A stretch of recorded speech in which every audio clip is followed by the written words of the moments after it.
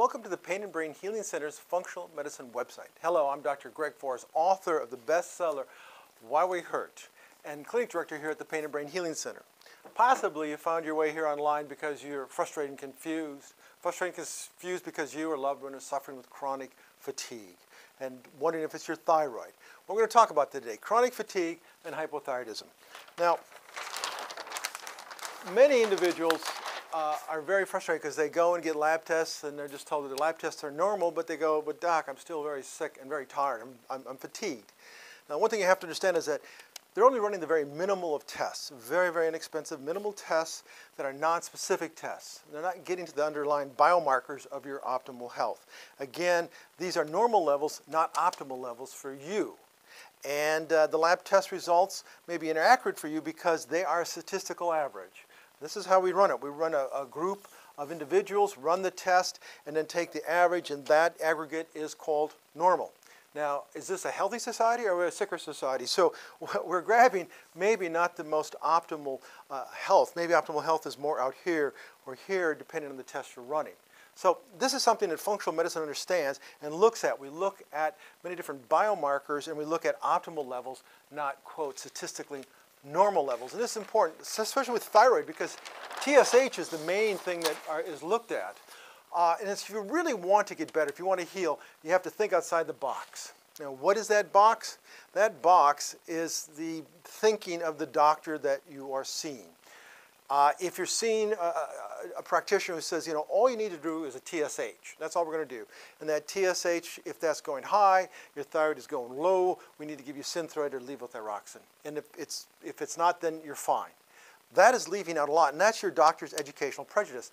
Or it's like I tell patients who have developing like rheumatoid arthritis, and they go to a rheumatologist, and the rheumatologist says, we identified you have rheumatoid factor, you have rheumatoid arthritis, so take this Remicade. Now that's a drug that will suppress your immune system, and your inflammation goes down, but that leads to a lot of problems down the line. You can imagine suppressing your immune system for years. It does lead to chronic infection, cancer, and other issues with these really strong drugs that may not be the very best way to go after your autoimmune disorder, but this is your doctor's medically necessary or standards of care approach. Then you have insurance companies that are setting up this box for you, and they create what's called the standards of care and what's medically necessary. Medically necessary is a real catch term here. I don't do what's medically necessary. I do what's necessary for you. I do what's optimally necessary for your optimal health. And this is a term that our insurance industry has created, and it's a real trap for you. Now we're going to look at what is going on when I just can't seem to get out of bed, I'm tired, I'm fatigued. Is it my thyroid? Well, it could be many different things, but let's look at thyroid to begin with. This energy and vitality comes down to the cellular level. This energy is something called ATP. The term is not important, but your powerhouse in your cell, called the mitochondria, produces this. And if it produces, you actually produce your weight in ATP every day.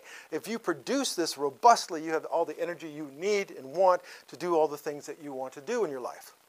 Now, how does this happen?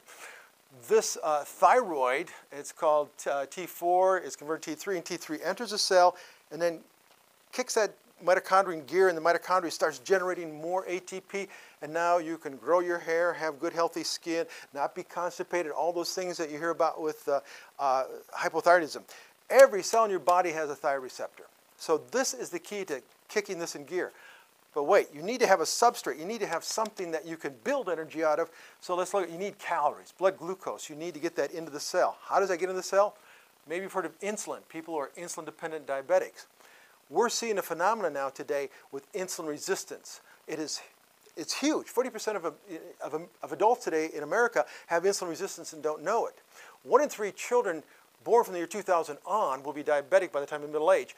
This is huge. We're seeing more and more insulin resistance, and there's multiple reasons. And there's another video that you can look at to understand this. But if you have insulin resistance and you don't get the calories in to be burned for energy, you know what you do with them? Your body stores them as triglycerides and fat. So if you're wondering, why am I getting bigger and bigger? I have all this energy and I can't get up out of bed. You may have insulin resistance, or you may not be kicking that mitochondria in gear. So don't just focus on one thing. And everyone thinks it's my thyroid. It could be. So muscle cell, nerve cell, skin cell, all these have to do this, produce the energy to do the things they need to do. Now, let's take a look at this a little more in depth. And if you have, if this is a little bit confusing, I suggest you replay the video again.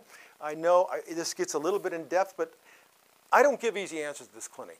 Too many people are running around just getting easy answers. Drink this green juice, this blue juice, get adjusted here, get this drug here. And we all want it to be simple.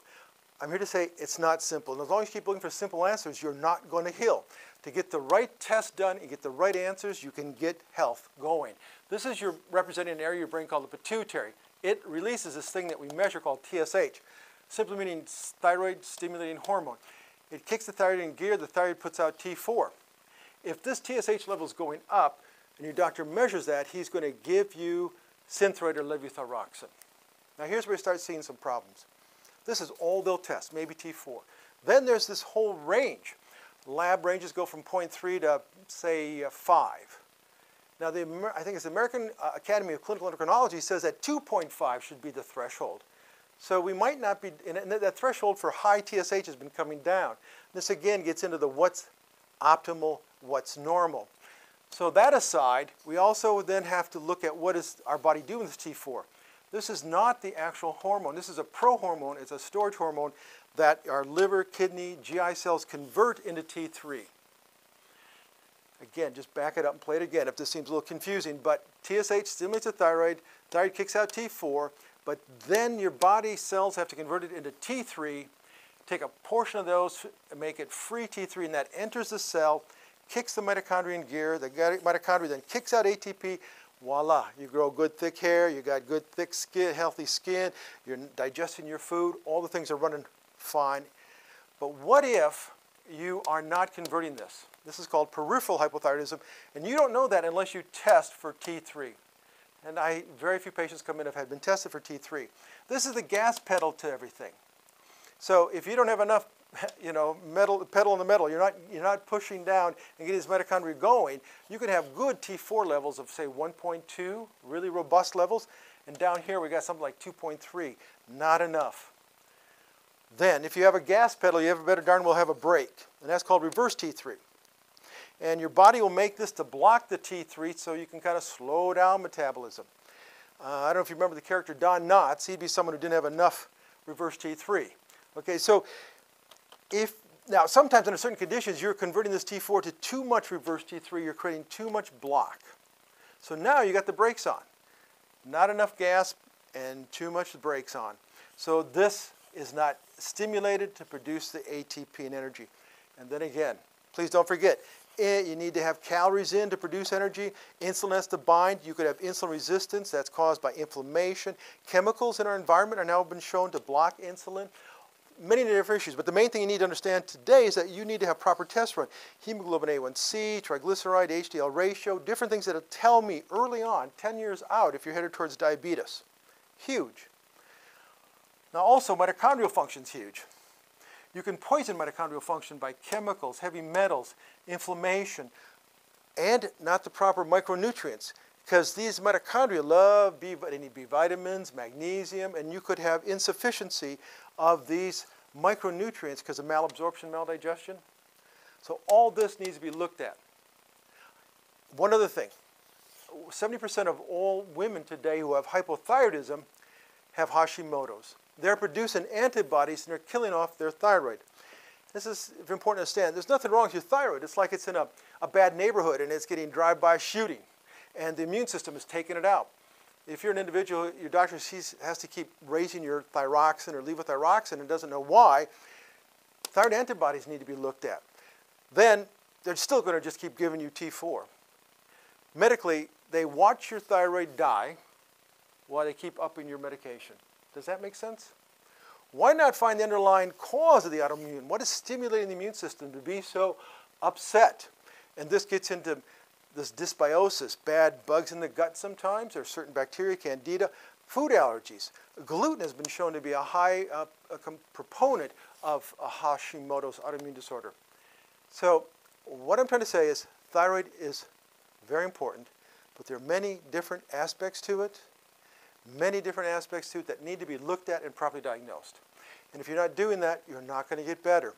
So you need to see a doctor of functional medicine who looks at these issues and diagnoses them. If this seemed a little complicated, rewind, play again, you'll get it.